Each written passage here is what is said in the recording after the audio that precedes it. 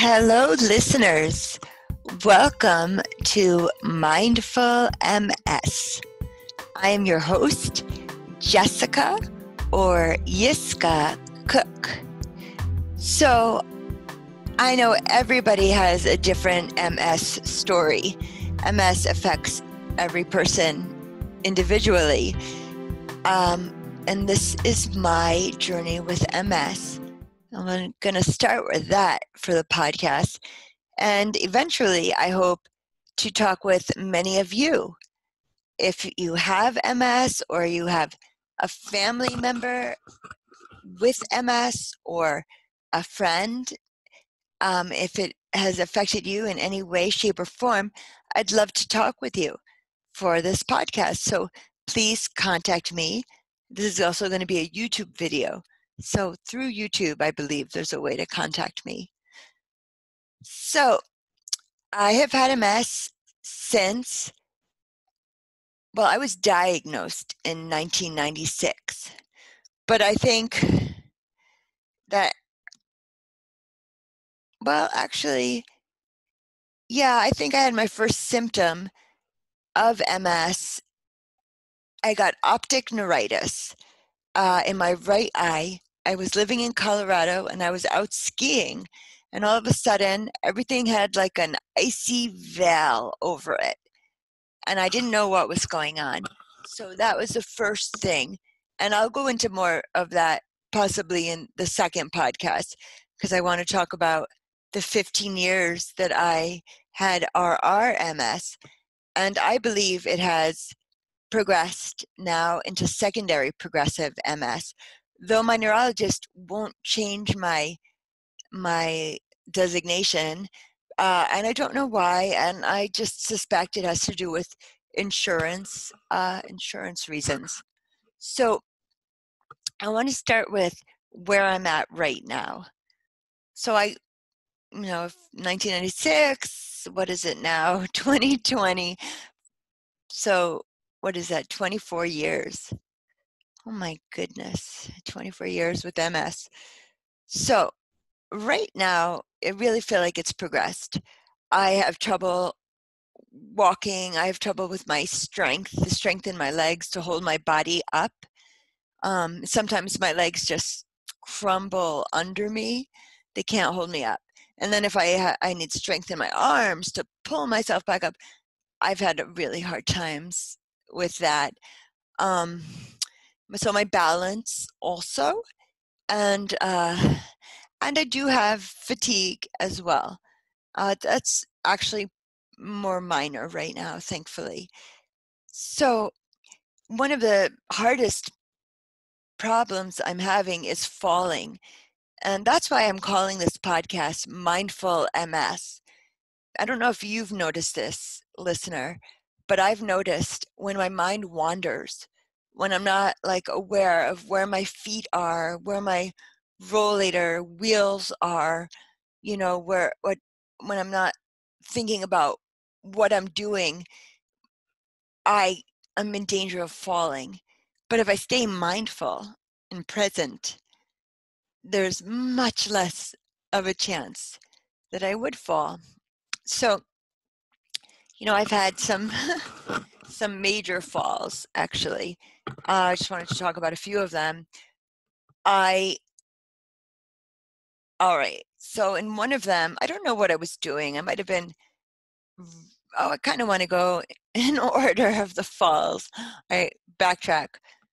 So when my 10-year-old son was about 1.5, I was sitting on a high kitchen stool, and he reached up his arms to be picked up, and I picked him up, and then I realized the center of my gravity, of my balance, I was no longer in control of. So I felt that I was falling, and I was going to fall on the baby, which I may have done that, but I didn't hurt him at all. What I did was I put one hand under his head and one hand under his back to really cushion his fall down. But because I was doing that, I wasn't using my hands to protect myself, and my head went boom on the floor, and I split open over my eyebrow, and I went to the first care center, and they glued it back together, which was interesting. So, and I have 2 scars here. And another scar came because I think I might have been like reaching around my son's doorway to shut his light. I don't really remember because I wasn't being mindful. I wasn't being present. So I think I banged my head. I think I banged my head against the mezuzah on the doorway, which is unfortunate. And I fell down. I think that might be the only time I've passed out from a fall. I don't know how long I was passed out, just maybe even seconds. But I had such a shiner. I had such a black eye, which was really not so fun. And then there was a bad fall when I had gone to see Dead and Company up in Saratoga, and I was getting a ride home with these 2 women, and they stopped at a rest area, and I thought, should I go to the bathroom or should I not? I don't really know if I have to go. So I, again, wasn't so steady in my thinking. I was wavering, and I guess I was wavering in my body too. So I did go into the bathroom, but I fell and I banged my head, I think the back of my head, so hard on the like tile in the back of the rest area bathroom. Yeah. And then, getting up is a whole thing. So that wasn't good. I think I might have gotten a concussion with that fall, but I think I've had multiple concussions. I'm not sure. Or maybe never. Maybe I have a hard head. It's a good helmet for my brain. Probably my one of my worst falls was I used to have my sound studio in the basement. My son built me this awesome area in the basement, and sorry, my hair's in my face, but I did have an issue where, so that's, sometimes it's falling, and I'm going to say a little bit more about that. Sometimes it's just that my legs collapse again, they can't hold me up. But that happened in my basement, and my little boy was trying to help me, and it was such an ordeal. And he ultimately did. He's so strong. He's just not tall enough yet. He's growing. And he's so dedicated. I said, you can go back to what you were doing. Mommy will be able to get up. And he said, no, I'm not going anywhere without you. So that's my good boy. But I think I was heading for my stair chair to go downstairs, and I guess I was anticipating that, and so it wasn't really in the moment, and I ended up sort of turning around backwards and bashing my head behind me on the door post, and it started bleeding. It was just me home, and I think my son was 9 at the time with him. And he kept bringing me cloths, and it was really bleeding. So like sopping up. And so we made a couple calls. I called my older son, who was at the time a student at Marist College, the other side of the Hudson River from me, I live in New Paltz. And I called my estranged husband to tell him I need help. I think I left a message there as well. And then my older son called our neighbors. The neighbor, they're awesome people, and he's a doctor and she's an educator, so compassionate, and they rushed over to help me, and which was nice. And then Phelan, my son, came home to be with his brother, and then my husband came home, to my estranged husband, to take me to the emergency room. And now, thankfully, this was before the COVID-19 but overcrowding, sadness, how they're handling it. Like when people are in the hospital now, my friend's mom was just in the hospital, thankfully not for COVID-19, but she wasn't allowed any books or newspapers, certainly no visitors. So I'm so glad that that didn't happen in this climate. So at the time, they stapled, they stapled, Puma, I'm not opening the door for you. You just came in. They stapled my head. So I got 5 staples in my head. And the only way I can describe it is, you use a wall as like the hard backdrop for you to use, a stapler.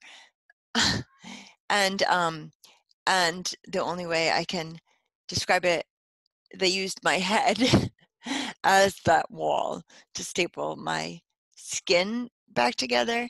So that was kind of an ordeal, not a happy fall. And they gave me, what did they give me? EQG. I'm sorry, I don't remember the letters of that test, but just to make sure everything was okay in my brain. I don't know. And I had never had one of those. So it's like, okay, this is for all the times, the past couple of years that I have fallen. And I guess it was okay. Yeah, so I used to feel like a good fall is if I fell and didn't bang my head. I still kind of feel like that. No fall is really a good fall, but less bad fall is when I don't bang my head. Yeah, and now that my legs are giving out, which is really unfortunate, I'm not needing a wheelchair. I'm not even going to say yet because I hope to always be able to stand on my legs. I feel myself losing that ability, and it's worrisome. I do use a rollator walker. I used to need nothing. I was perfectly balanced for so many years on this journey with MS. I would hike every day. I was good. And then I started to need to use a cane, which I do. And then I progressed from the cane. Now I need the rollator. I mean, I sometimes use the cane, but I never feel like it's steady enough. If I have the cane, then I want to have my arm linked to somebody's arm or something, so both sides are supported. Yeah, so did I say, I may have said this already, I was diagnosed in 1996, and so that means that now it's 2020, and that means 24 years with MS. A lot of people call MS the monster, but I don't want to demonize MS. I see MS as the teacher, the tough love teacher, perhaps. But I believe we come to the earth to learn. I believe earth is our school. And when we who have MS or other ailments, or even if someone just has very trying things in their life, I feel like we are on an accelerated path. In the accelerated class, we're going to learn so much from this time around, is my belief system.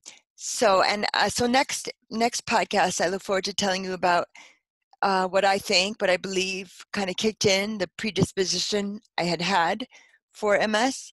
And I want to talk about the 15-year journey where it was just a roller coaster of relapsing, remitting symptoms. I also want to talk about treatment. Lots to talk about. And so I look forward to going there with all of you.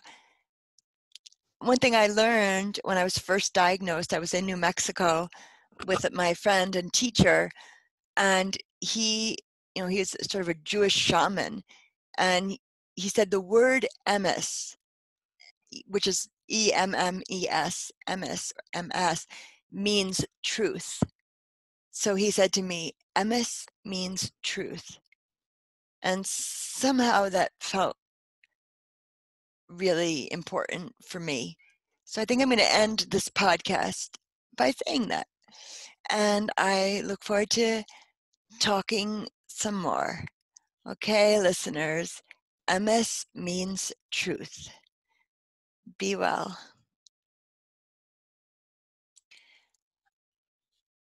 I'm back because, see, I had made this podcast recording 2 other times, but my audio wasn't working. So I have 2 silent podcasts, but I wasn't remembering what I had said in which one.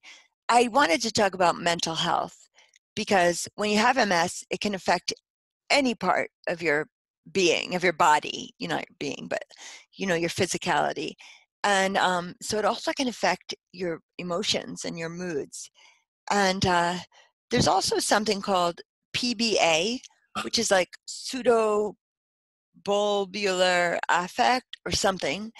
And that used to be thought I had that. And that's like emoting incorrectly, if one could emote incorrectly, but like, for instance, laughing at a funeral, like crying with something happy, and so I was taking, can't remember the name of the medication, sorry about that. I actually was on their magazine to advertise that medication. Puma, come here, buddy. Puma, come on my lap. Come on, buddy. So, I wanted to tell you about that because it can and does affect mental health. So, because of life circumstances in my life, some, 6 years ago or so, I felt like I had fallen into a deep pit and I needed like an arm up to get out. And so I started taking Lexapro. But what it was is like I would cry for, sad things, but also feel good things. The Down syndrome kid who plays for his high school basketball team and made a basket, and that would make me cry. Or, anything. I would be reading my son bedtime stories, and I couldn't get through it because I was crying. And I'm not even talking about Charlotte's Web, which is perfectly acceptable to cry during, I think. But just silly. I just didn't have control of my emotions. So I started taking the Lexapro and I got control of my emotions. I felt so good. And I made the mistake of thinking, I'm good now. I'm strong. I'm not too emotional. And then I got off the Lexapro. But then I got really depressed again. And that happened like 3 times. So I'm on it again, feeling great. But I'm not going to get off of it this time because I kind of have an understanding of why my mood is so much better, and I feel more balanced, and I feel more capable. I'm actually quite glad to have this right now during the pandemic, because this would be enough to have me weeping, morning to night. It's just so sad. All right, listeners, I hope that you are well. Okay, remember, MS means truth.